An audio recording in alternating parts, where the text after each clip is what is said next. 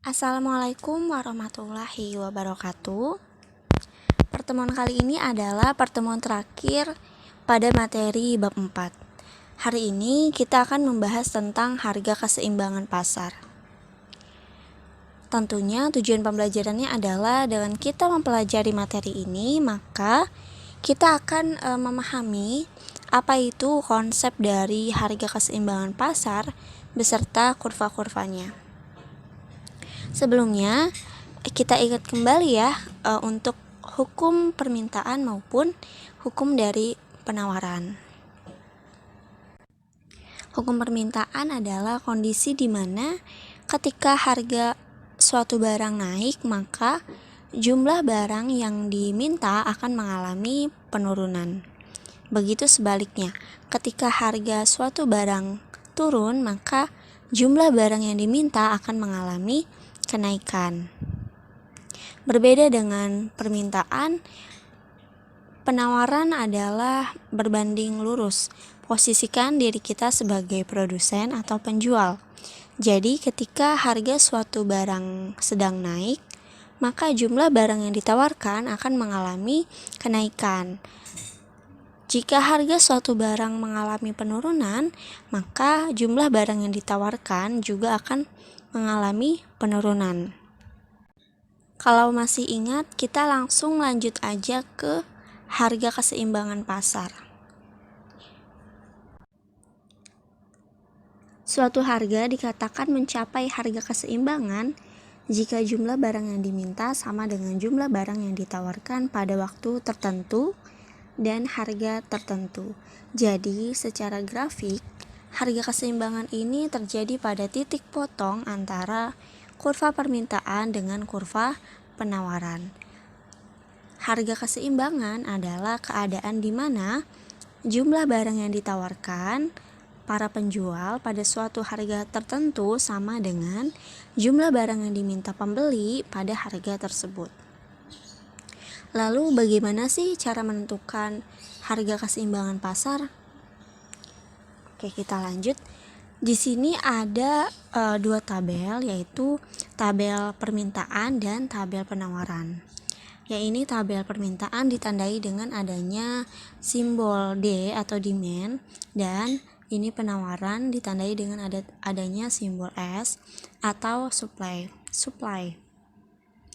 Nah, kemudian jika kita mendapati tabel ini, maka yang harus kita lakukan adalah menempati titik-titik ini pada titik-titik koordinat yang ada di kurva. Pertama, kita membuat kurva permintaan, yaitu ketika P-nya 0, maka Q-nya adalah 15. Ketika P-nya 1, maka Q-nya adalah 13. Ketika P-nya 2, maka Q-nya 11. Begitu seterusnya. Kemudian, setelah kita membuat kurva permintaan, maka kita buat kurva penawaran, yaitu ketika P0, maka Q-nya 0. Ketika P-nya 1, maka Q-nya 3. Ketika P-nya 2, maka Q-nya 6. Begitu seterusnya. Jika semua sudah dimasukkan ke dalam titik koordinat dan kita membuat garisnya, maka garisnya akan seperti ini.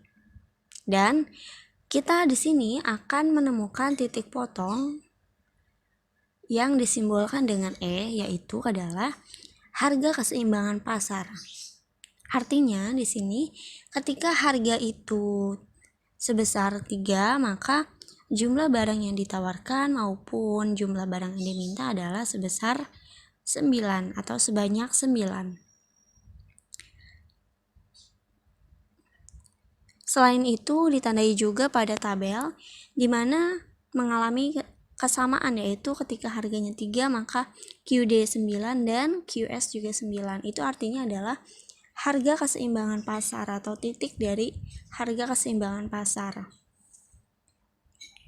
Kemudian selain itu kita juga bisa menghitung melalui fungsi permintaan atau fungsi penawaran, di mana rumus dari keseimbangan pasar ini adalah QS sama dengan QD atau jumlah barang yang ditawarkan sama dengan jumlah barang yang diminta.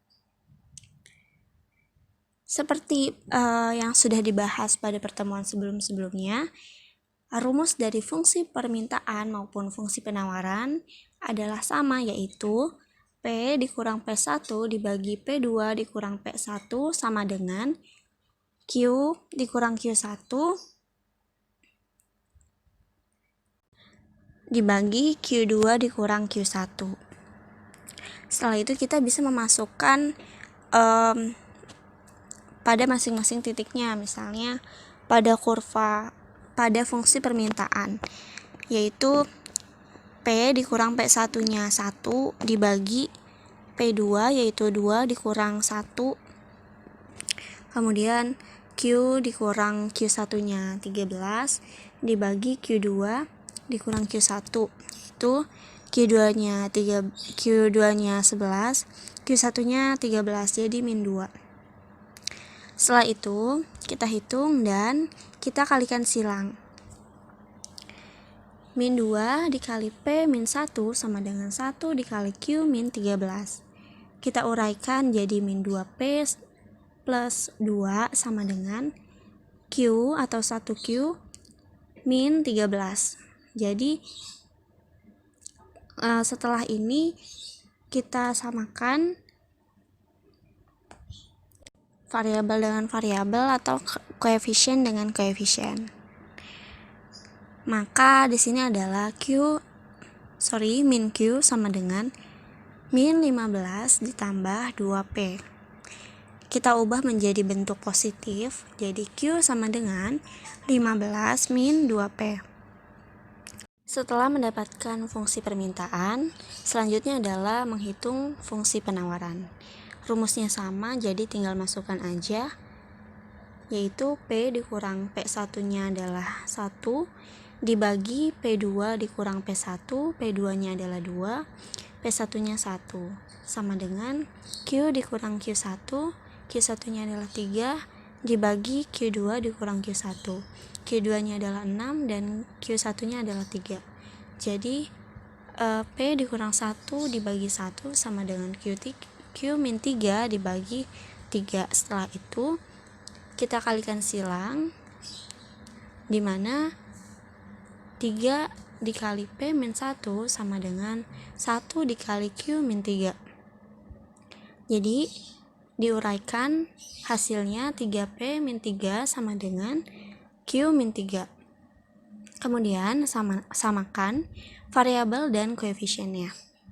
Jadi 3P sama dengan Q tambah 0, yaitu 0 itu didapatkan dari min 3 ditambah 3.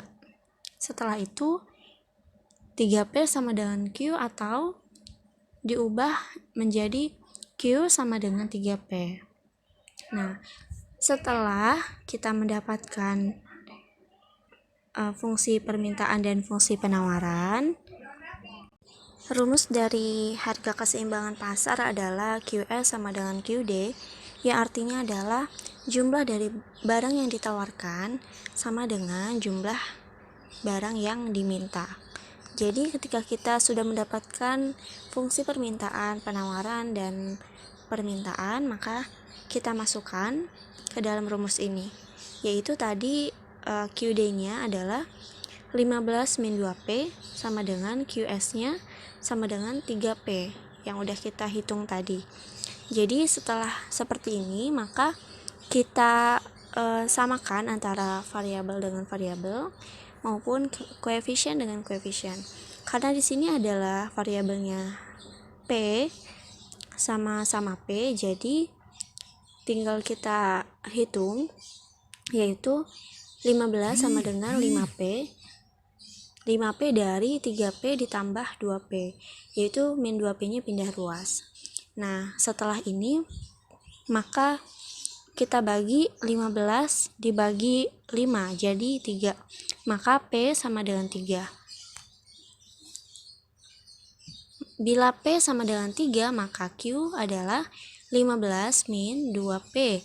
P-nya diganti 3 atau disubstitusikan, maka 15 dikurang 6 sama dengan 9.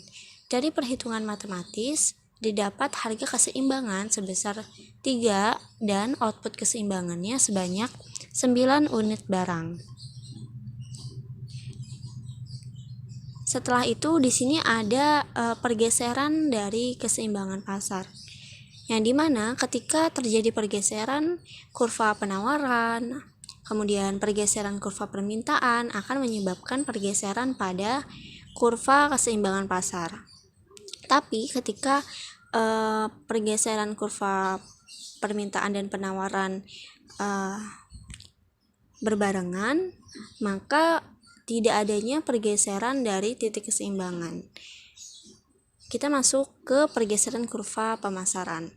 Jadi bertambahnya penawaran akan menyebabkan bergesernya kurva keseimbangan, yaitu sebelah kanan dari S ke S1, sehingga keseimbangan juga bergeser dari E ke S1.